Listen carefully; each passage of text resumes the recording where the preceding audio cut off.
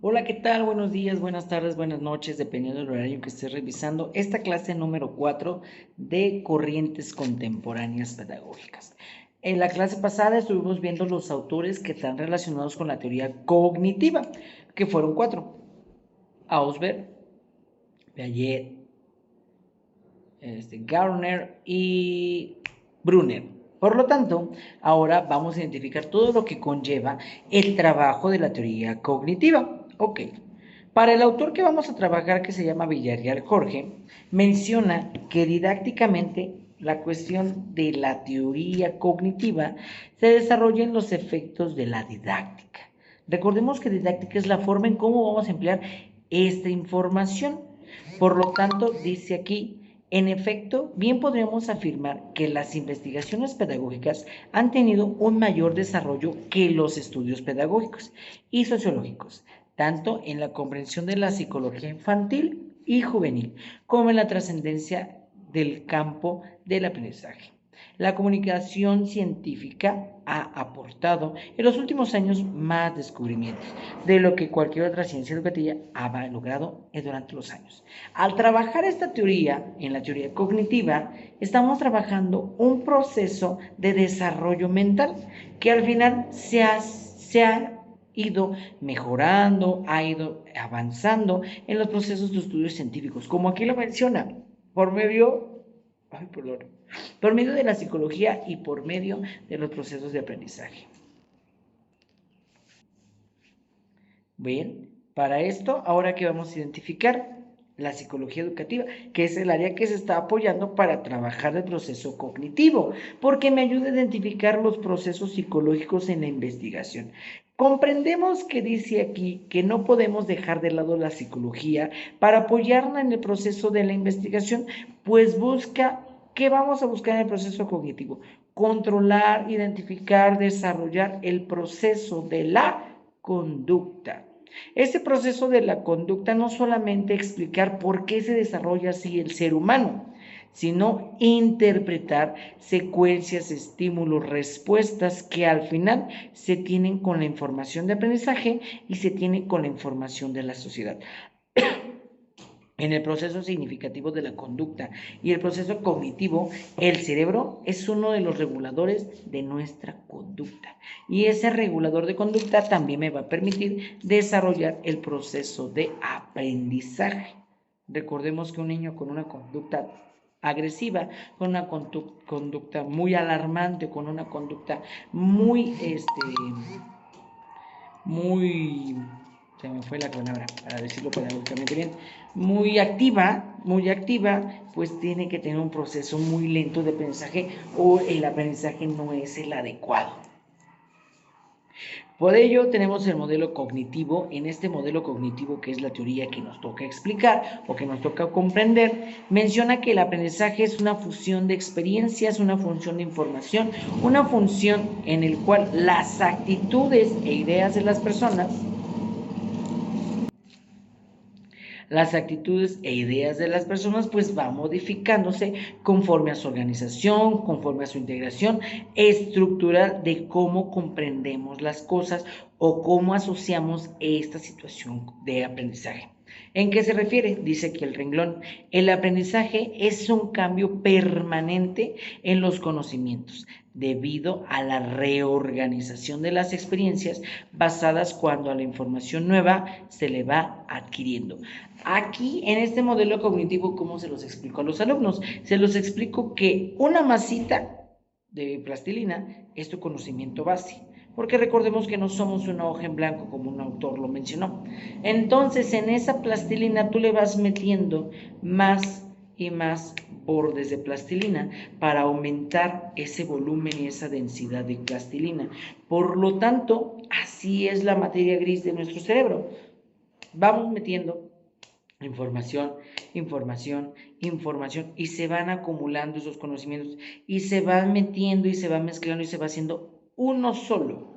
Es así como el modelo cognitivo empieza a trabajar su proceso de teoría, donde la información que tenías antes se va combinando con la información nueva para procrear solamente una y volvemos a meter información nueva, se va fusionando para solamente hacer una. Por lo tanto, esta información cognitiva es que el cerebro siempre anda almacenando la información. ¿Qué es el cognitivismo? El cognitivismo es la teoría que nos indica que existen cambios cualitativos en la forma de pensar del niño. Cuando hablamos de cambios cualitativos, estamos trabajando en la forma en cómo vamos a desarrollar este aprendizaje. La manera, no las cantidades, la manera en cómo el niño va a trabajar el pensar, cómo va a trabajar la etapa del conocer, cómo va a trabajar la etapa de la experimentación. Aquí vamos metiendo mucho al proceso de Piaget, porque lo estamos hablando en estadios y en etapas. Estadios como sensomotriz, preoperacional, operacional y operaciones formales. Esas son las etapas que me manda Piaget. Los estadios son los preámbulos para generar estas etapas. ¿Cuáles son los preámbulos? Desde los 0 años hasta los 2 años, que es empezamos a trabajar estas etapas cognitivas. Por eso la etapa del cognitivismo como tal es una teoría que indica el cambio cualitativo del comportamiento en el aprendizaje del niño.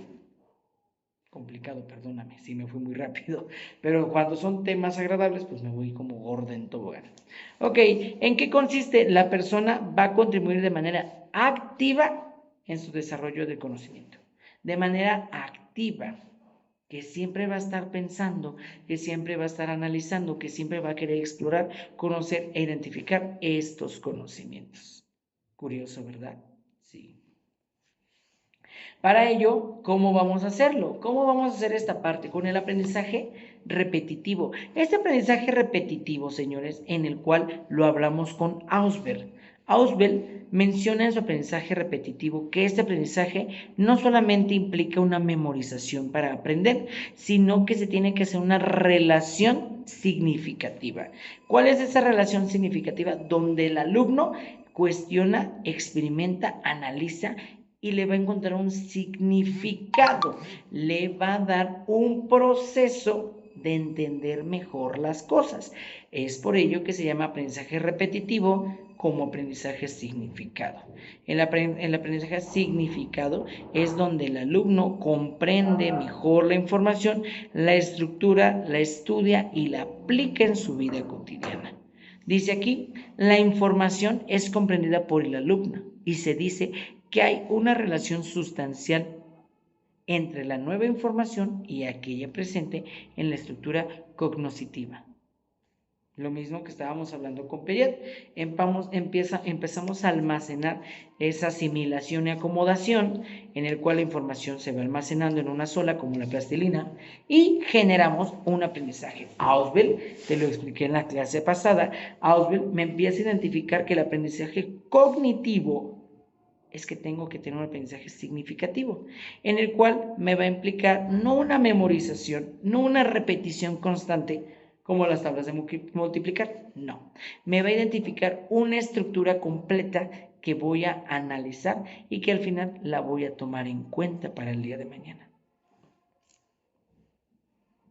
En las formas de aprendizaje, bueno, en estas formas de aprendizaje, la primera condición es que nosotros de maestros debemos de impartir con una idea clave.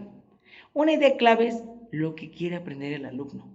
Una idea clave es qué le interesa o cuáles son sus necesidades para que el alumno aprenda de manera activa. Eso se le llama aprende a aprender, en el cual el alumno busca sus intereses, buscas tú las necesidades que tiene el alumno y hacemos que su aprendizaje tenga una forma de condicionante cognitiva.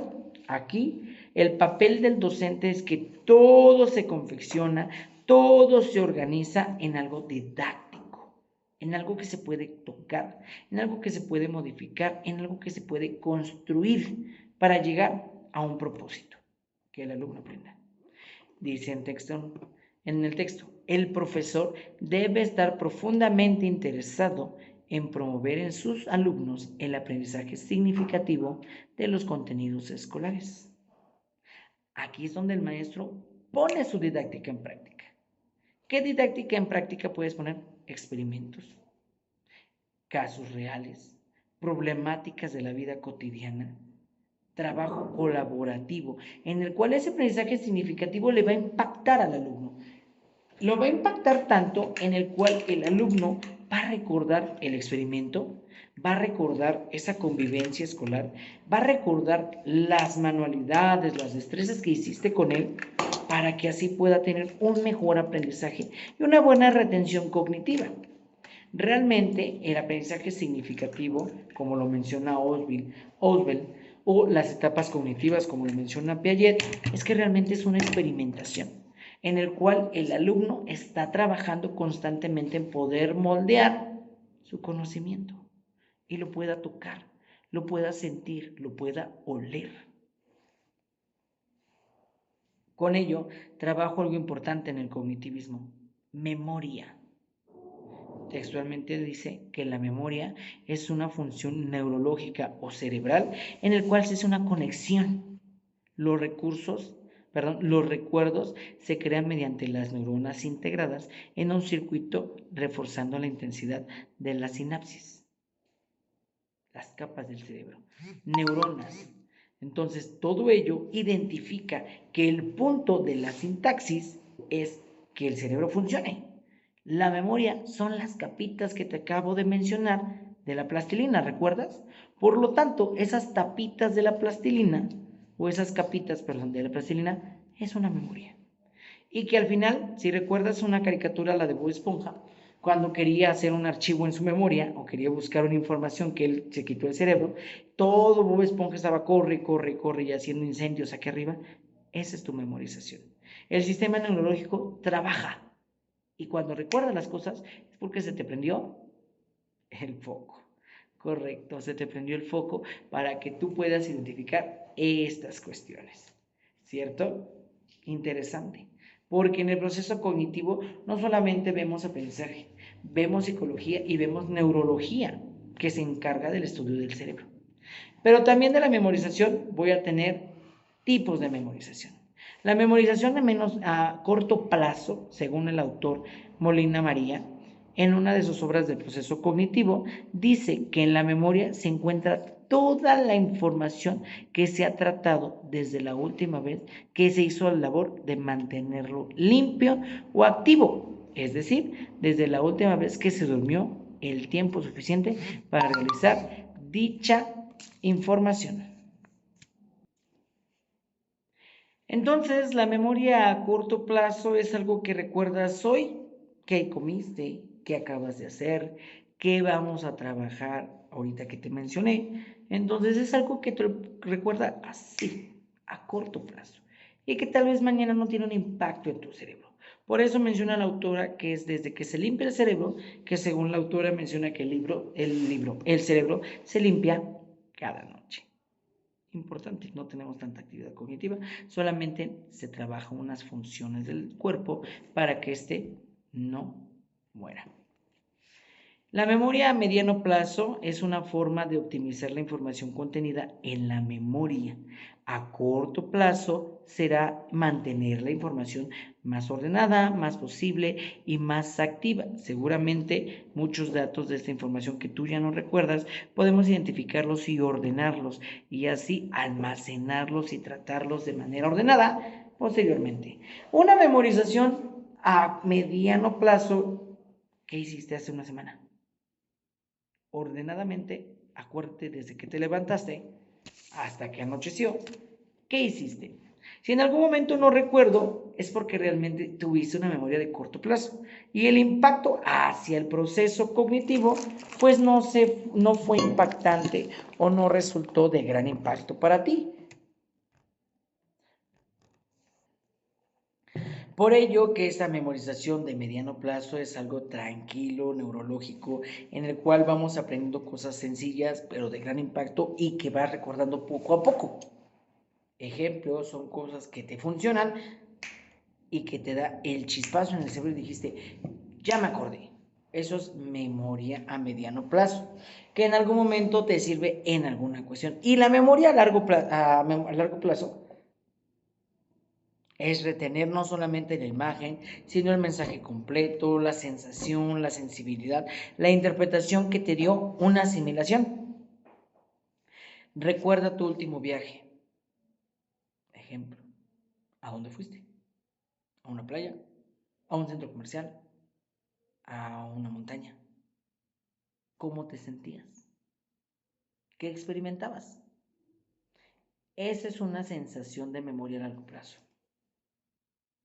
Cuando mencionas que recuerdas algo y lo recuerdas con el olfato. Cuando mencionas que comes algo y te recuerda a tu infancia. Esa es memoria a largo plazo. Porque fue algo que te impactó bastante y la sensación, la interpretación, el gusto es como lo recuerdas. Así trabaja la memoria. Eso te impactó y por eso está a largo plazo. Mi clase tal vez el día de mañana no te impacte y ni te vas a acordar. Va a estar guardada en YouTube. Te va a funcionar a mediano plazo para que puedas contestar un examen. Pero hasta ahí. No hay más que otra indicación para hacer una memorización tan larga. Te acordarás tal vez de mis clases locas, divertidas, aburridas, choreras. ¿Te impactó tal vez eso? Eso es una memorización a largo plazo. Para esa memoria también necesito algo importante, atención. Atención es observar, no ver, observar todo lo que existe en mi contexto. Observar los objetos que me rodean, observar la funcionalidad que tienen, observar en qué están mal colocados o en cuál está siendo su desarrollo. Lo que consiste la atención es visualizar lo que está a tu alrededor y darle una atención. Eso es darle una atención, darle una observación en su funcionalidad. Esa es la atención. Si yo te digo atención y te digo de qué color es mi camisa, ¿lo visualizaste?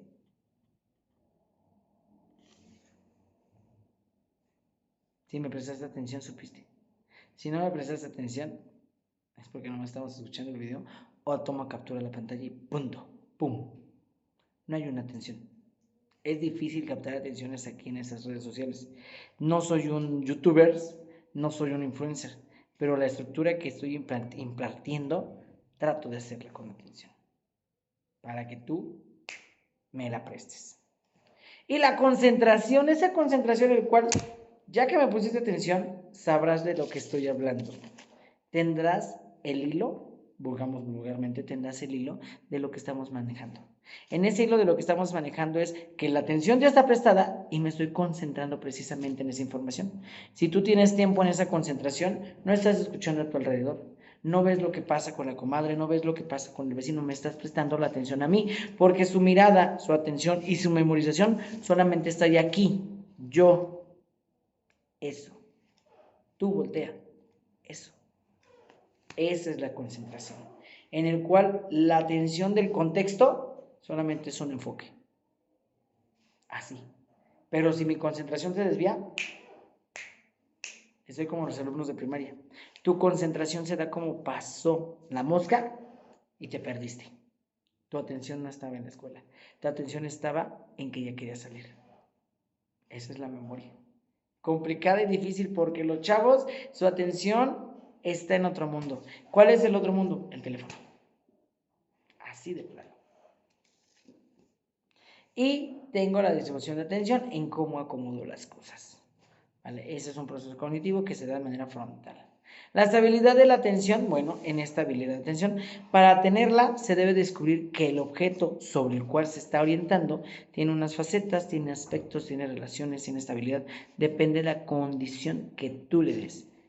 Aquí la estabilidad es la importancia. Estabilidad en el cual tú le estás dando la importancia, un interés, una comprensión, una situación de actitud positiva para poder tomar de acuerdo con él. ¿Vale? Ok, y esto es el proceso cognitivo. Atención, retención, memorización, concentración. Viste que Ausubel, Piaget, Gardner, Brunner no estaban tan equivocados. La intención del proceso cognitivo es que tú lo lleves a la práctica. ¿Cómo? Con el alumno. Con estas corrientes contemporáneas llevarlas a la práctica para que el alumno te preste atención y al alumno le des un aprendizaje significativo. Nos vemos la próxima semana. Dudas, cuestiones y demás. Estoy a tus órdenes. Un gusto saludarte. Nos vemos. Hasta la próxima.